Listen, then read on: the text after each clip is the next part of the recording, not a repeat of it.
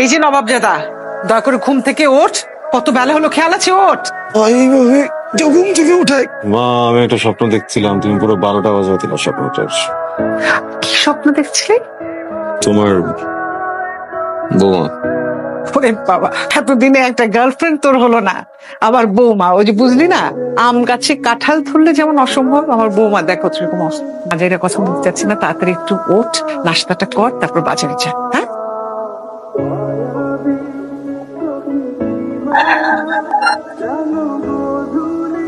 দেখে হাঁটবেন না? হ্যাঁ, এইভাবে কেউ চলে আসে রাস্তার মাঝে?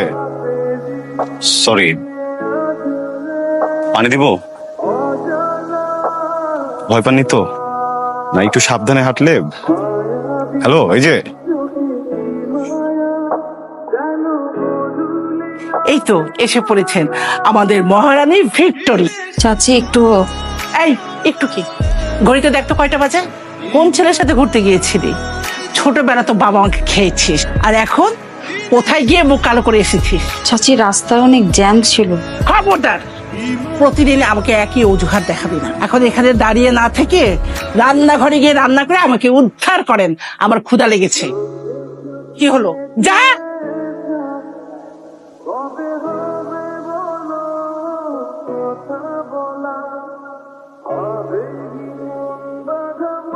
হ্যাঁ বল। আরে বেটা, কই তুই? বস আইসা চিল্লাচিল্লি করতেছে, আমি তো সামাল দিতে পারতেছি না। আরে আমি ওই যে একটু বাস স্ট্যান্ডে গেছিলাম আজকে, বুঝছিস? Bus stand? বাস স্ট্যান্ড গেছিলি মানে? তোর কি দেখা হয়েছে আজকে? না, দেখা মানে। তাড়াতাড়ি চলে আয়। আরে আমার গাড়িতে কি যেন একটা হয়েছে, দাঁড়া আমি পরে ফোন দিচ্ছি, রাখ না রে বাবা। কেন কোমরে রে বি?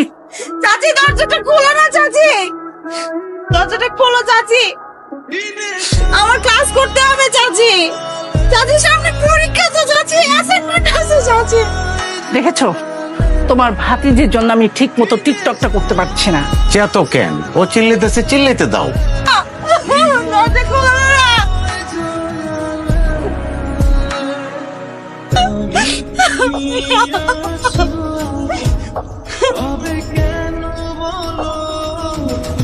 দাঁড়, তৈরি হয়ে নে।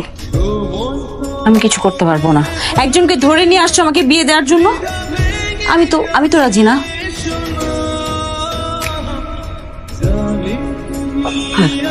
ও গড, আবার এই মেয়ে, এই যে ওরা আদি। ওরা ওরা আমাকে ভয়ের কিছু কি হয়েছে? না, ওনার হার্টে কি কোনো প্রবলেম আছে? ডক্টর, আমি সেটা বলতে পারছি না শিওর। না, উনি তো অনেকদিন ধরে অসুস্থ। আচ্ছা, যাই হোক, এখন টেক কেয়ার করতে হবে। টেক কেয়ার করা ছাড়া এই মুহূর্তে কিছু নেই। কালকে সকালে ফাইনাল রিপোর্ট আসলে আমি প্রেসক্রিপশন করবো। হ্যালো, আপনি আমাকে কেন হেল্প করতে গেলেন? কেন আমাকে মরে যেতে দিলেন না? মরার কথা কেন বলছেন? এভাবে বেঁচে থাকার চাইতে মরে যাওয়াটা অনেক ইজি। দেখেন, আমি আসলে জানি না আপনার কি হয়েছে, কিন্তু একটা কথা বলবো, মরে গেলেই যে সব প্রবলেম সলভ হয়ে যাবে এই ধারণাটা কিন্তু ভুল। আমার মনে হয় কেউ যদি বেঁচে থেকে নিজের প্রবলেমগুলোকে ফেস করে, প্রবলেমগুলোর সম্মুখীন হয়, ওটাই কিন্তু জীবনের সার্থকতা। নিজের বাড়িতে নিজে থাকতে পারতেছি না। আপনি চাইলে কিন্তু আপনার প্রবলেমগুলো আমার সাথে শেয়ার করতে পারেন। মানে আসলে আমি আমার চাচা চাচির সঙ্গে থাকি এখানে।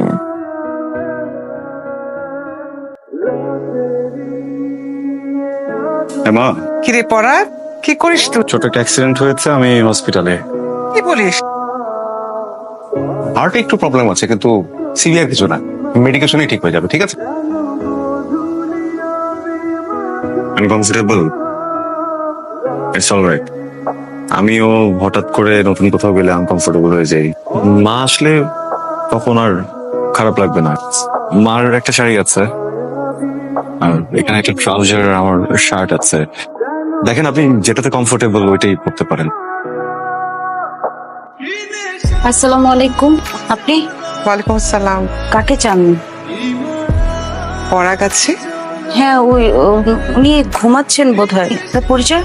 পড়া হ্যাঁ, আপনি কে? মানে আপনার একটু পরে তুমি জানতে পারো। মা, কিরে, এখনো ঘুমাচ্ছিল? তুমি বাইরে দাঁড়িয়ে আছো কেন? ভিতরে আসো। এসো এসো এসো। তুমি কাজল, সরি আমি আরে এত সরি বলতে হবে না। আজকে থেকে এটা তোমার বাসা। ঠিক তোমার পছন্দ হয়নি? না, পছন্দ হয়েছে আন্টি, কিন্তু আন্টি আমাকে বলা যাবে না। কি বলে ডাকবো তাহলে ম্যাম?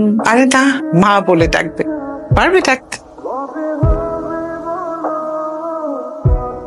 তুমি কাঁদছো কেন? শোনো, লক্ষ্মী মেয়েরা কান্নাকাটি করে না। আমার তো একটা ছেলে আছে কিন্তু মেয়ে নেই। অনেক ইচ্ছা ছিল ছেলেটাকে বিয়ে দিয়ে ছেলের বউকে মেয়ে করে রাখবে, এটা তো আর ভাগ্যে নেই। দেখো আল্লাহ তোমাকে পাঠিয়ে দিল। তাহলে তো ভালো হলো, আমাকে আর বিয়ে করতে হচ্ছে না আলাদা ভাবে। মানে তুমি তো একটা মেয়ে পেয়ে গেলা, তাই না? দেখ যেটা ভালো মনে করিস। চিরকুমার থাকা অসুবিধা নেই, মেয়ে পেয়ে গেছি। চল। অ্যাকচুয়ালি সরি মা। তুমি কি আজকে সারাদিন এই কথাটাই বলতে থাকবে? পরাগ, মা। তুই কি বিজি? না, বলো। তুই কি আমার জন্য একটা কাজ করবি? কাজল না বাসায় থাকতে থাকতে খুব বোর হয়ে গেছে বাবা। ওকে একটু বাইরে থেকে ঘুরিয়ে নিয়ে আয়, মনটা ভালো হবে। আমার শরীরটা ভালো লাগছে না, আমি একটু রেস্ট করতে চাই। তুই কি যাবি? Sure. আমি তাহলে বলি ওকে রেডি হয়ে যেতে। তুই রেডি হলে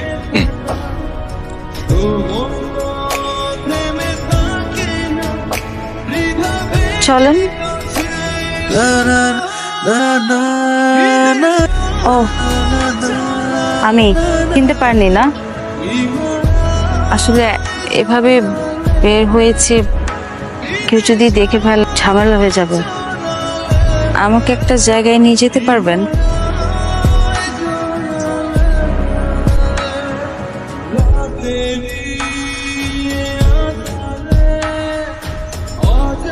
তুই এই বাড়িতে কেন এসেছিস? লজ্জা করলো না এই বাড়িতে আসতে? এই বাড়ির মেয়েরা কখনো পালিয়ে যায় না। ছি! ও, এখন আবার ছেলে নিয়ে এসেছিস বাসায় ঢোকানোর জন্য? এক্সকিউজ মি, প্লিজ আপনি একটু বুঝে কথা বলুন। এখনো দাঁড়িয়ে আছিস কেন? যা, চলে যা। চাচি, আমি থাকতে আসিনি। এই বাড়িটা আমার বাবা আমার নামে এই বাড়িটা লিখে গেছে। তোমরা এখানে আছো সেটার একমাত্র কারণ হলো তোমরা আমার পরিবার। পরিবারের কাজকর্ম, পরিবারের ব্যবহার যদি এরকম হয়, সেই পরিবারকে 1 মিনিটের মধ্যে বাড়ি ছাড়া করতে কিন্তু আমার সময় লাগবে না। আমি আমার কিছু জিনিস নিতে আসছি। কি ব্যাপার, এত রাতে জেগে আছেন? আপনি তো এত রাত জাগেন না। আমি আপনাকে অনেক কষ্ট দিয়ে ফেললাম। একটা গল্প শুনবেন? আমি একজন মানুষকে খুব ভালোবাসি। তাকে প্রথম দেখেছিলাম বাস স্ট্যান্ডে, বোরখা পরা একটা মেয়ে বাসের জন্য অপেক্ষা করছে। আসলে আমি তাকে পুরোপুরি ভাবে দেখিনি, জাস্ট চোখ দুটো দেখা যাচ্ছিল। হঠাৎ করে একদিন ওই মানুষটা বোরখা ছাড়াই আমার সামনে চলে আসছে। ভাগ্যের পরিহাস দেখেন, শুধু চোখ দেখে যে মানুষটাকে এত ভালোবেসে ফেলেছি, পুরো চেহারা দেখে ওই মানুষটাকে আমি চিনতে পারি না। আপনি এত ভাবছেন আপনাকে এসব কথা কেন বলছি, তাই না? কারণ আছে, ওই মানুষটাকে আপনি চেনেন।